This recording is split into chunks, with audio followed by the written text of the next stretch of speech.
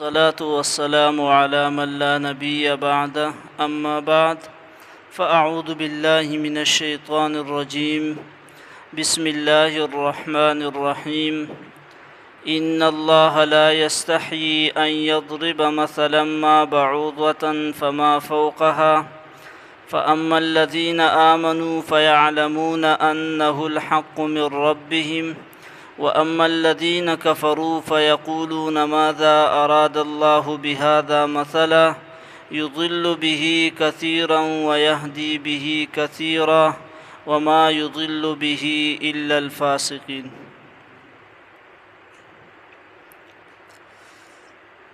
د سوره بقره درس روان دی. نننی درس د آیات نمبر 25 نه شروع کیږي. آیات نمبر 26 إن الله لا يستحي أن يضرب مثلا ما بعوضة فما فوقها. سوره بقره د مضمون په اعتبار سره څلور حصے ده. بیا اولنۍ حصہ د تقسیم و په څلور بابونو باندې. اولنۍ باب تر آیات نمبر 20 پوری بیان شو. بیا ورپسې دویم باب د آیات نمبر 21 نواخله تر آیات نمبر 39 پوری. پدې کې اول دعوه د توحید ذکر کړه په عنوان د یا ایها الناس اعبدوا سره چې د یو الله عبادت کوي. بیا یې پدې باندې 15 دلایل عقلیه ذکر کړه چې تاسو می پیدا کړی، تاسو مشران می پیدا کړی دي، ځمکه می درله فرش ګرځول ده، اسمان می درله چت ګرځول دی، د اسمان نه در باندې باران راوروم او د دې په ذریعه باندې د ځمکې نه مختلف میوجات دا سره خېږم. بیا ورپسې صداقت د جناب محمد رسول الله صلی الله علیه وسلم اثبات د رسالت ذکر کو او صداقت د جناب محمد رسول الله صلی الله علیه وسلم او د نمنونکو د مسلې توحید د نمنونکو د پاره زجر او رټنه ذکر کړه. د هغې نه بعد بیا مؤمنانو ته بشارت ورکو او څلور خبرې ذکر کړې چې زه به درکم، خوراک به درکم او د ژوند دویم ملګری به دله درکم او څلورمه خبره دا وه چې همیشوالی به دله درکم. د هغې نه بعد کې بیا یوه شبهه په دې قرآن مجید باندې واردېږي، نو د هغې جواب ذکر کوي په ان الله لا یستحیي سره. د دې نه بعد بیا څلور نعمتونو ذکر دی. الله فرمایي د نش نه مې شته کړی، د ځمکې ټول منافع مې ستاسو دپاره پیدا کړي دي، ستاسو نیکه آدم مې د فرشتو معزز ګرځولی دی، ستاسو د نیکه د آدم علیهم السلام نه لغزش شوی او هغې ته مې معافي وکړه. ان الله لا یستحیي د دې ځای نه د یو شبهې جواب دی. د هغې یو شبهه ده چې په قرآن مجید باندې واردېږي.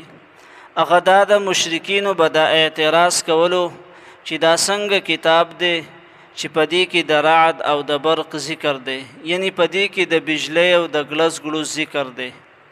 دویم هغه به دا خبره کول چې دا لا څنګه کتاب دی چې په دې کې د ماشي ذکر دی، په دې کې د مچ ذکر دی. د غیر الله دپاره الله په سوره حج کې دغه شانتي کې مثالونه ذکر کړل دي.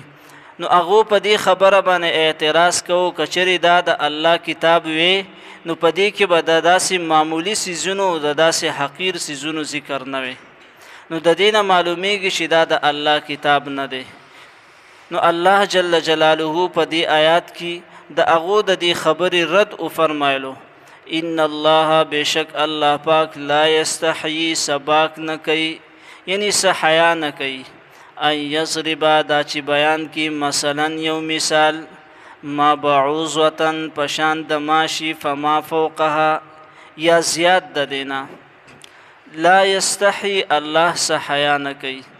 په حدیث کې راځي رسول الله صلی الله علیه وسلم فرمای وکله چې یو بنی آدم الله جل جلاله ته د دعا د پاره لاسونه پورته کی نو الله جل جلاله د دې بنیادم د لاسونه خالی نه واپس کوي، ځکه الله فرمایي چې ما ته حیا راځي چې زما یو بنده ما ته لاسونه اوچت کړي او زما نه یو څیز غواړي او زه د هغې لاسونه هغې ته خالی واپس کړم. نو الله له د دې خبرې نه حیا ورځي. خو د داسې معمولی مثال بیانولو که په هغې کې د ماشي ذکري، د مچ ذکري، د بل یو څیز ذکري، نو الله د دې نه حیا نه کوي، ځکه په دې کې د یو څیز اصلیت د ښکاره کولو دپاره چې کله مثال ذکر شي نو هغه خبره د انسان زړه ته او دماغو ته کوزه شي. نو د غیر الله دپاره الله داسې د جولاګي مثال ذکر کړل دی او د ماشي مثال یې ذکر کړی دی. فاما الذین پس هغه کسان آمنو چې ایمان یې راوړ دی، فیعلمون نو هغو پوهیږي انه الحق په دې خبره باندې چې دا مثال حق دی، من ربهم د طرفه د رب د دیونه. و اما الذین او هر چې هغه کسان دي کفرو چې کفر یې کړ دی، فیقولون نو هغو وایي دا خبره، یعنی بطور اعتراض دا خبره کوي، ماذا اراد الله س اراده کړ د الله بهذا مثلا په بیانولو د دې مثال باندې، یعنی د دې مثال د بیانولو نه د الله څه مقصد دی. لکه مونږ چې یو بل سره خبرې کوو نو یو کس خبره وکړي نو مونږ ورته وایو څه مطلب دی ستا، نو دغه رنګې به طور اعتراض به دیو دا خبره کوله چې د دې مثال د بیانولو نه د الله څه مطلب دی، داسې کمزوري مثالونه ولې بیانوي. نو یضل به کثیرا ګمراه کیږي په دې سره ډېر خلک، یعنی د ډیرو خلکو او د ډیرو انسانانو هغه اعمال په دې سره ظاهر شي. ویهدي به کثیرا او هدایت مومي په دې سره ډیر خلک، یعنی کم خلک چې په دې قرآن مجید باندې ایمان راوړي او الله جل جلاله چې په دې کې څه بیان کړي دي هغه من او عن اومني، نو په دې سره هغه هدایت بیا مومي او سمه لار بیا مومي. او کم کس چې په دې کې نقص راوباسي اعتراضونه پې کوي، نو د دې په ذریعې سره د دې په عمل کې هغه کومه ګندګي شي د هغه ظاهره شي او په هغې سره دا ګمراه شي. وما یضل به او نه ګمراه کیږي په دې سره الا الفاسقین مگر فاسقان. د فاسق نه مراد دلته کې هغه عنادیان کافران دي، کم چې د ضد او د عناد د وجې نه به د قرآن مجید نه انکار کولو. الذین دا هغه کسان دي ینقضون چې ماتوي عهد الله وعده د الله من بعد میثاقه وروستو د مضبوطوالي د هغې نه. عهد الله د الله وعده ماتوي، نو د الله د وعدې نه کومه وعده مراد ده؟ په سوره اعراف آیات نمبر 172 کې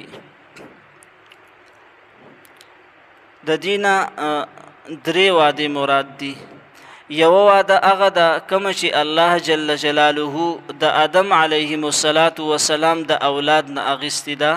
په سوره اعراف آیات نمبر 172 کې د هغې ذکر دی، الست بربکم، آیا زه ستاسو رب یم او که نه یم؟ الله جل جلاله د آدم علیه السلام څومره اولاد چې دی د هغې د شانه پیدا کړی او بیا یې د هغې نه دا وعده اخیستې وه الست بربکم، آیا زه ستاسو رب یم او که نه؟ نو ټولو په یو ژبه باندې دا اقرار کړی و قالو بلا، چې بېشکه ته زمونږ رب یې. الله دا وعده تې ځکه اخیستې وه چې د قیامت په ورځ باندې دیو دا عذر ونه کړي چې مونږ ته پته نه وه چې ته زمونږ رب یې. نو الله تې مخکې دا وعده واخیسته او د دې خپل ځانونه یې په دیو باندې ګواه کړله. دویم د دې نه مراد هغه وعده د انبیای کرام علیهم السلام ده چې الله جل جلاله تی دا وعده اخیستې وه چې تاسو له ما کم دین درکړی دی نو تاسو به د دې دین تبلیغ کوئ او دا دین به په دنیا کې رایج کوئ. وَإِذَا أَخَذَ اللَّهُ مِيثَاقَ النَّبِيِّينَ مِنْكَ وَمِن نُوحٍ وَإِبْرَاهِيمَ وَعِيسَى ابْنِ مَرْيَمَ وَأَخَذْنَا مِنْهُم مِيثَاقًا غَلِيظًا. الله د تمام انبیای علیهم السلام نه دا وعده اخیستې وه چې تاسو ته ما کوم دین درکړی دی د دې دین تبلیغ او ارشاد به تاسو کوئ. دریم د عهد نه مراد هغه وعده ده چې کوم الله جل جلاله د علماء کرامو نه اخیستې ده. وَإِذْ أَخَذَ اللَّهُ مِيثَاقَ الَّذِينَ أُوتُوا الْكِتَابَ لَتُبَيِّنُنَّهُ لِلنَّاسِ وَلَا تَكْتُمُونَهُ. الله د علماو نه دا وعده اخیستې ده د اهل کتابونه کم چاته چې الله د کتاب پوهه ورکړل ده چې تاسو ته الله جل جلاله دا کم کتاب درکړی دی او په دې کتاب باندې کومه پوهه درکړې ده نو لتبیننه للناس تاسو به دا خلکو ته بیانوئ ولا تکتمونه. په دې قرآن کې چې څومره څه بیان شوي دي دا به تاسو پټوئ نه، یعنی حق خبره به کوئ. که په دې حق خبره کې تاسو ته مشکلات هم راځي وتواصوا بالحق وتواصوا بالصبر، په هغې باندې به تاسو صبر کوئ. ځکه د دنیا قانون او قاعدم دا ده کلم چې چا د حق خبره بیان کړل دی نو خلکو د هغو په غاړو کې چې کم دی نو هارونه نه دي اچولي بلکې د هغې مخالفت یې کړی دی. ابراهیم علیه السلام کله چې د حق مسله بیانه کړې ده نو نمرود هغه په اور کې اچولی و. دغه رنګې محمد رسول الله صلی الله علیه وسلم چې کله د حق مسله بیان کړې وه نو په طایب کې هغه خلکو په کاڼو باندې ایشتلې او پڼې د اینو نه ډکې شوي وې. څومره انبیا چې تیر شوي دي او هغو چې کله مسله توحید بیانه کړل ده نو خلکو د هغې مخالفت کړی دی. په ځینو روایاتو کې راځي مفسرین هم ذکر کړي دي چې نوح علیه السلام به کله سحر د کور نه ووتو او خپل قوم ته به د توحید دعوت ورکولو نو هغو به په کاڼو باندې ویشتو تر دې چې هغه په کاڼو کې پټ شو نو فرشته به راله او د لاس نه به یې ونیو د هغه به یې راویستو. نو د پیغمبر به د فرشتې نه تپوس کوو چې سبا به زما څه کاري نو فرشتې به ورته ویل چې نن ورځ ستا کم کارو نو سبا به هم ستا دغه کاري. نو کله هم چې چا حق بیان کړی دی نو په هغې کې دې ته سختې او تکلیفونه رسېدلي دي.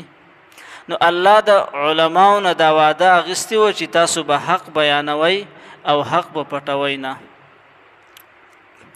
الذین دا فاسقان هغه کسان دي ینقضون چې ماتوي عهد الله وعده د الله من بعد میثاقه وروستو د مضبوطوالي د هغې نه ویقطعون او پرې کوي ما هغه احکام امر الله چې حکم کړ دی الله به په هغې سره ان یوصله دا چې پیوس کی ویفسدون او دوی فساد کوي فی الارض په ځمکه کې. د دې درې صفات ذکر کړه. اولنې صفت دا و چې د الله چې دیو سره کومه وعده کړې ده نو دیو هغه وعده ماتوي. دویم الله چې د کم احکاماتو د قایم کولو حکم کړی دی او د هغې د پیوس کولو حکم کړی دی نو دیو د الله هغه احکامات او هغه حکمونه نه مني بلکې د هغې مخالفت کوي. دریم صفت دا ذکر کو ویفسدون فی الارض چې دیو په ځمکه کې فساد کوي. نو د فساد نه مراد څه دي؟ دلته کې د فساد نه مراد د غیر الله عبادت کول دي. دویم د الله جل جلاله مخلوق سره ظلم او زیاتې کول دي. اولئک دا کسان هم الخاسرون هم دیو دی تاوانیان.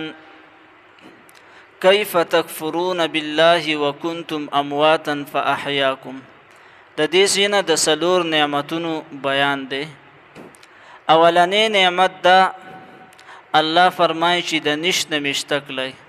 هل اتا علی الانسان حین من الدهر لم یکن شیئا مذکورا چې په دې انسان باندې یو وخت داسې راغلی و چې د دې وجود نه و د دې تذکره نه وه نو الله فرمایي فاحیاکم نو د نشت نه مشته کړی. دا یو انعام می در باندې وکړو. نو کیف تکفرون سرنګي کفر کوي تاسو بالله په الله باندې وکنتم او وی تاسو امواتا نش فاحیاکم نشتمکلی ثم یمیتکم بیا بمرکم ثم یحییکم بیا بمرا ژوندی کم ثم الیه ترجعون بیا به دی الله ته تاسو واپس کیږئ. امواتن نه مراد دا ده چې د انسان وجود بالکل نه و، د انسان تذکره نه و. فاحیاکم نو الله جل جلاله بیا دی له وجود ورکو، یعنی د دې په دې وجود کې روح واچولو. د مور په خېټه کې د نطفې نه 4 میاشتې بعد الله جل جلاله چې کله د انسان وجود جوړ کو، نو د مور په خېټه کې 4 میاشتې پس الله د انسان په وجود کې روح اچي. د هغې نه بعد بیا سمو د بعد د دنیا ته راځي او په دنیا کې بیا په دغه روح سره دا ژوند تیری. نو د دې نه مراد د انسان دغه روح دی. ثم یمیتکم بیا به مړکم، ثم یحییکم بیا به م راژوندي کم.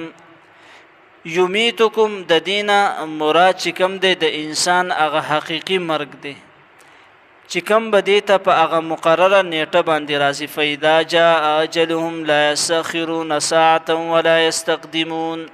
وکله چې د یو انسان نیټه او اجل راشي، نو نه څوک یو سکند مخکې کولی شي او نه څوک یو سکند وروستو کولی شي. عین په هغه وخت به دې له مرګ راځي. دویم د مرګ نه مراد دا ده چې د دې روح به د بدن نه جدا کیږي.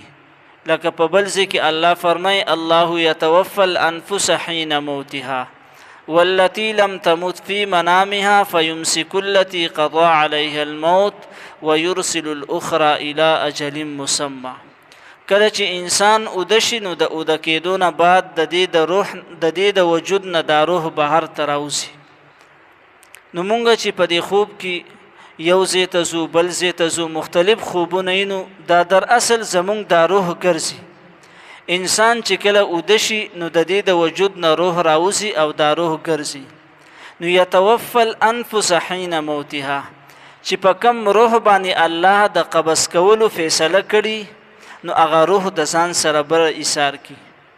زمونږ استاسو په مشاهده کې به داسې ډېر راغلي چې یو کس به ټیک ټاک وي، بیګاینه به هغه د شوی او سحر چې خلک راغلي دي هغه خوځوي، نو هغې کیسانوي روح تیتلی. نو دا در اصل هغه روح دی چې د دې د قبض کولو د اغیستلو الله جل جلاله فیصله کړې وه. نو دا چې کله د دې د وجود نه ووتو، نو الله بره د ځان سره ایثار کو. نو د مرګ نه مراد هغه د روح د بدن نه جدا کېدل دي. ثم یحییکم او بیا به راژوندي کم. نو د دې ژوند نه مراد چې کوم دی هغه بعث بعد الموت، یعنی د مرګ نه وروستو په میدان محشر کې به بیا الله جل جلاله ټول انسانان راجمع کی.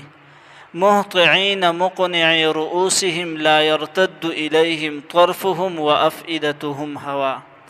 الله د میدان محشر هغه نقشه ذکر کړل په سورې ابراهیم کې چې کله میدان حشر قائم شي، نو الله به ټول مخلوقات راژوندي کی او دا انسانان به د خپل سرونه د خاورې ټکوي او میدان حشر طرف ته به ډېر زیات په منډه باندې او په تیزۍ باندې رواني وي. د دې خلکو کیفیت به داسې چې سر به یې داسې اوچت کړی او بالکل کاواک به رواني، خپو ته به نه ګوري، ډېر په بد حال کې به او میدان حشر ته به دا رواني. نو د دې نه مراد هغه ژوند د میدان حشر دی چې الله جل جلاله به ټول انسانان دوباره راجمع کړي. ثم الیه ترجعون، بیا به د الله ته ورپېښ شي. الله جل جلاله به د دې سره حساب او کتاب شروع کړي. ان الله بشک الله پاک لا یستحیی حیا نه کوي ان یضربا دا چې بیان کی مثلا یو مثال ما بعوضتن پشان د ماشی فما فوقها یا سوا د دینا.